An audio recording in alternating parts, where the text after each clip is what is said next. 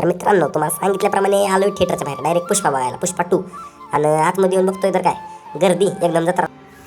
पिक्चरमध्ये काय पुष्पा येतोय, गाडी धडकवतोय, काय करतोय, नुसतं हाणतोय ह्याला त्याला, नुसती फायटिंग धाडाम डोडम डिशिम. आणि एकदाच झाला बरं का, इंटरव्हल झाल्यावर जरा बरं वाटलं. पण पोटात भूक बी तेवढीच लागलेली. घेऊन आला आपलं वडापावनी पोटी भरते, आपलं खायला बरं वाटतंय. आणि तरी बी जाहिराती संपल्याच नव्हत्या.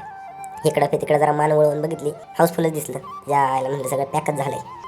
पहिल्या स्टार्टिंगच्या आपल्या पहिल्या पार्टमध्ये पुष्पा म्हणला होता पुष्पा फ्लावर नाही फायर आहे, पण आता ही दर पार्टला नवीन काहीतरी तयार करायला लागल्यात. आता दुसऱ्या पार्टला म्हणतात की फ्लावर बी नाही फायर बी नाही, आणि आता वाईल्ड फायर आहे.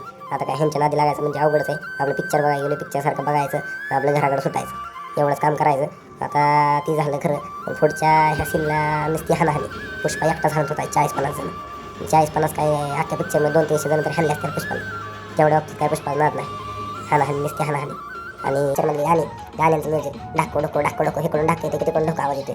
आवाज बी आणि गाणी बी एक नंबर, काय त्यात वाटत नाही. आणि अल्लू अर्जुनचा डान्स पण एक नंबरच असतो. जाता जाता बघा सगळं मोकळं झालेलं कसं दिसतंय. तुम्ही बघितलं नसेल कधी, बघून घ्या एकदा मोकळं झालं कसं दिसतंय.